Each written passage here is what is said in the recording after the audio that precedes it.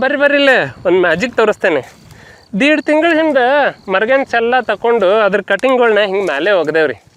ಏನಪ್ಪ ಇದರ ಮ್ಯಾಜಿಕ್ ಅಂದ್ರೆ ಇಂಥ ಬಿಸಿಲಾಗಿ ಬಿದ್ದರೂ ಮಣ್ಣಾಗ ಕೂಡಿಲ್ಲ ಅಂದರು, ನೀರು ಸಹಿತ ಕೊಟ್ಟಿಲ್ಲ ಅಂದರು ಹೆಂಗೆ ಯುಗಾದಿ ಹಬ್ಬ ಮಾಡೋಕೆ ಹೊಸ ಚಿಗುರು ತೊಗೊಂಡು ಕಟಿಂಗ್ ಬಂದೈತೆ ರೀ.